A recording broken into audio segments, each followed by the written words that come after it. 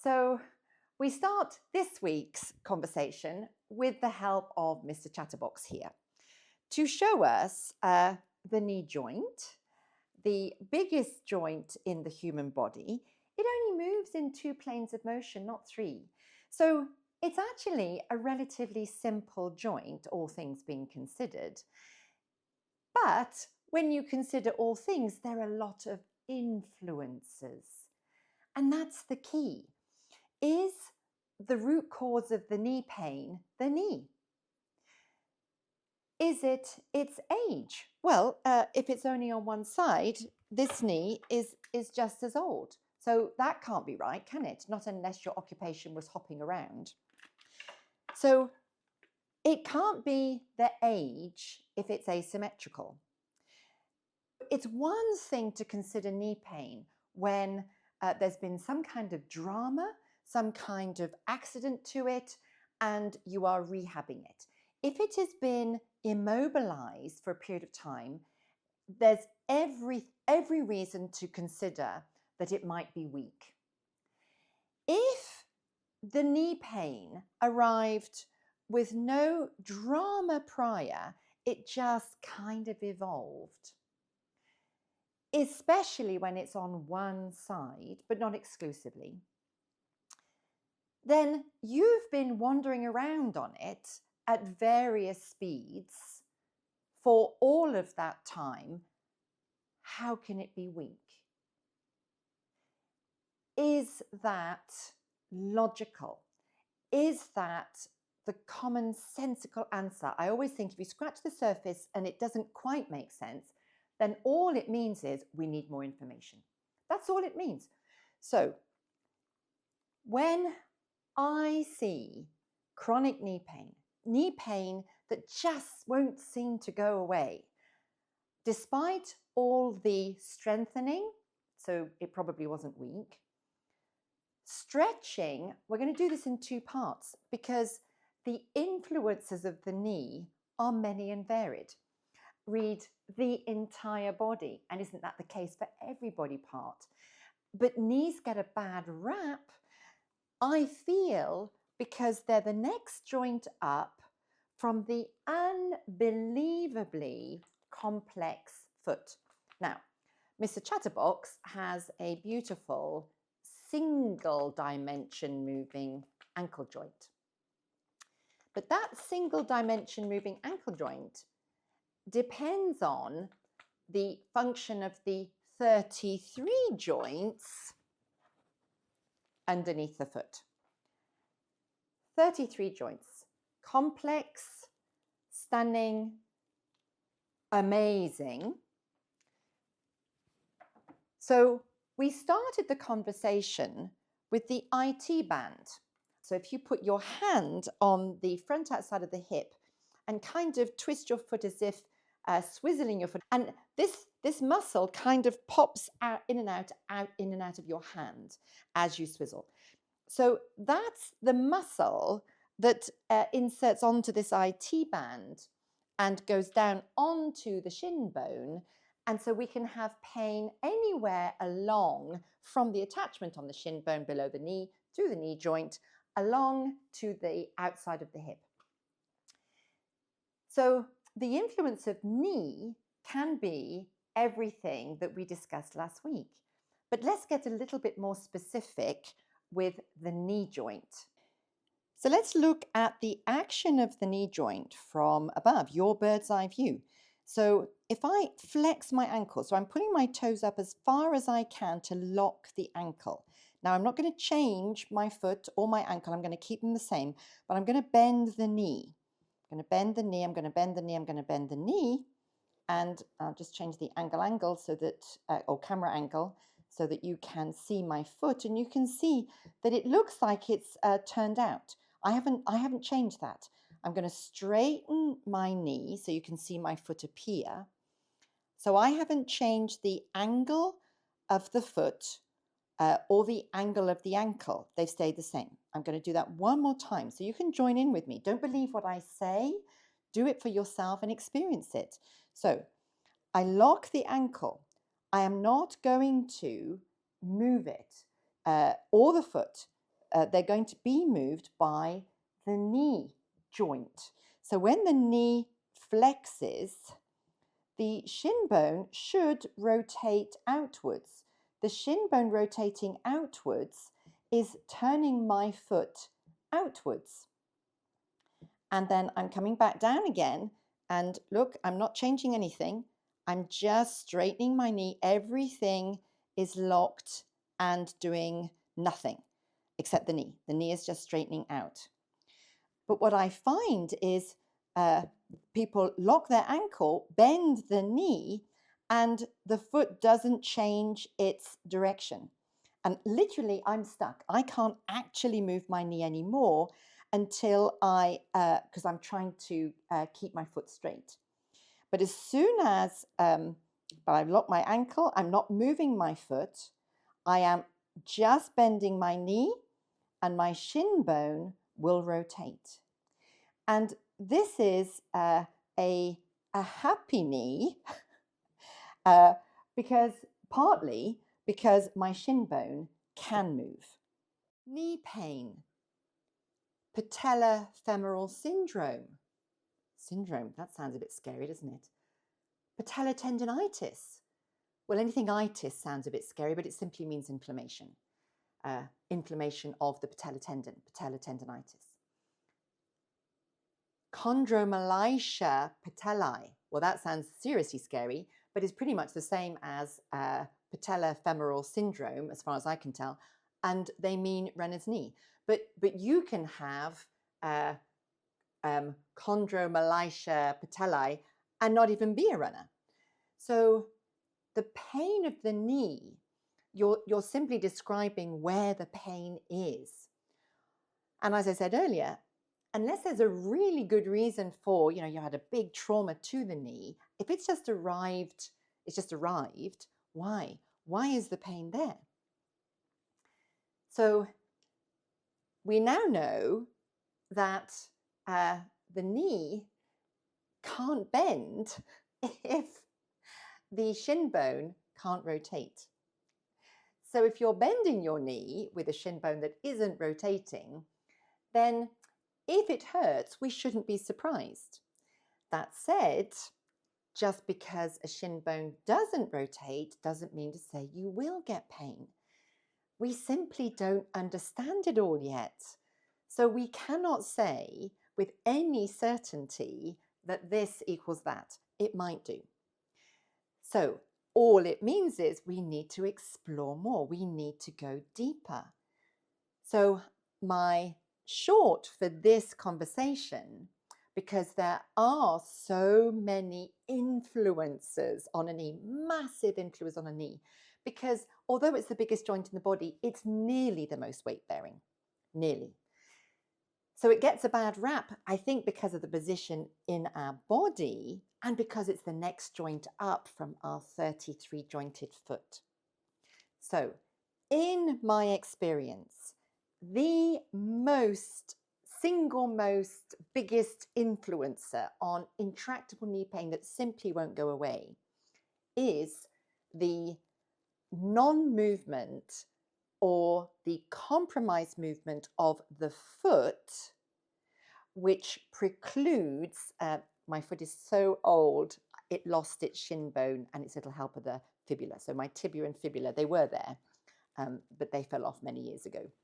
So my shin bone, so that's my inside ankle bone, and here's my outside ankle bone.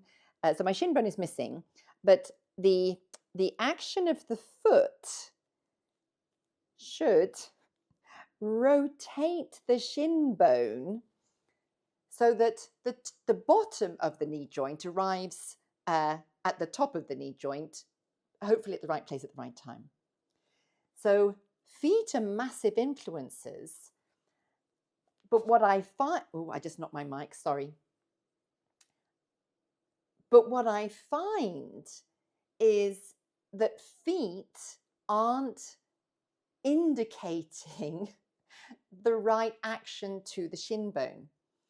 Either the toes are going crazy but not lifting the foot, or the toes are doing nothing and not lifting the foot. So why?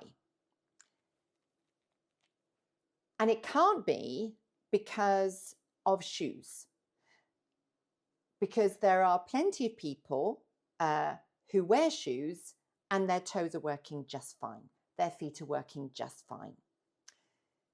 So if it's not the shoe, then what could it be? I think it's hard to do on yourself. So if you got somebody to help you out, so this is the sole of the foot. There's the top of the foot, sole of the foot. If you got somebody, so you're lying down and you're expecting it, so it's not a surprise. If you got somebody to get a pen and go from the outside of the heel and just stroke up to the base of the pinky, then stroke down from the base of the big toe to the front of the arch, and then scratch where the toes meet the foot. Just do that. If that happens, then you've probably got a very good answer and a very good place to start. Even if it's, well, you know, it wasn't just like a pen stroke, it didn't feel just the same as the pen going down your arm, there was a little frisson of excitement, that could be enough. It could be. And I have done a ton, as I said last time, of free information on Insta and YouTube about foot wiping. And in my experience, that is the first line of defensive knee. First line of attack on things, negative influences that are affecting the function of the knee. If the foot has tickles or remaining, or the foot is hypersensitive and you want to bounce around on it at whatever speed, it stands to reason to me that perhaps if we could help it be less sensitive, then it might function better. And Doris has given me literally, well, now I've got over 12 million items of data, not all feet, but quite a few feet. So there's a lot of data to support the fact that simply desensitizing with wiping your feet, scrubbing, not rolling over a spiky ball, rubbing the skin of the sole of the foot, frees the foot up, enabling it to function. So it offers the feet the potential for freedom. The flip side of that is the more hypersensitive the foot, the more the reduced potential of movement freedom. So a simple and easy way would be to open the door to movement freedom on the knee by helping the foot, the 33 joints of the foot, be able to move. They're not moving yet, they're just able to move because they are less tickly, less sensitive. And I have worked with pro athletes who've had multiple knee surgeries and their feet had been ignored. The change of direction of progress occurred when the feet stopped being ignored. The feet influence the next joint, the ankle. If the feet aren't moving, the ankle isn't moving. Then the next joint up is the knee. If the ankle isn't moving, the idea that the shin bone is going to be at the right place at the right time is dubious. How can it be at the right place at the right time if it's meant to be rotating and that rotation comes from the action of the foot? So we have the potential for foot movement when the skin of the foot is not hypersensitive or is less sensitive. And it seems to be fairly proportional. The more sensitive, the less movement in the foot, either no movement of the toes and no movement of the foot, or only crazy movement of the toes, not a little bit of movement, bonkers. I've met somebody whose big toe went through, not just the sock, went through his leather uppers. They were that strong, that dominant in his foot, and yes, there was knee pain. So once the feet have the potential for more functionality, freedom of movement, then we need to give them movement. It's almost like we're on catch up now. And I've offered videos and improvisations on what you can do to create whoopsie-daisy feet function once freedom of feet is possible via the foot wiping. And the rope play, literally play, variety, variation within the variety. The game is, how much variety can you offer your feet in a small amount of time? And all of this and more is explained in non-negotiable 1, module 1, non-negotiable 1, in the world that I see with pain that is a mystery and won't go away. Feet, hypersensitive feet, immobile feet, feet that aren't changing the ankle angle, and then can be a massive negative influence on knees. They're not the only influence, but if you are ambulatory, if you're on them and the feet aren't working and you have knee pain, then the first place to start is the feet. And I said it, of course, for IT band, but my goal is to weave. The whole point of these conversations is to weave a more complete story. Nobody has the complete story because we don't know everything yet. So the more we can weave everything together, the more complete the story is, and the closer we can get to completion. The questions I get asked are all the different labels of the pain. So, IT band syndrome or ITB syndrome, IT band pain can be knee pain, Patella femoral syndrome, knee pain, chondromalacia patella, knee pain, Patella tendonitis, knee pain, arthritis of the knee pain. This is describing where the pain is. You already know where the pain is. What we need is, why is the pain there? Unless you've had a horrible injury, and I'm sorry for that if you have, or unless you've been hopping around, why is the pain there in that knee?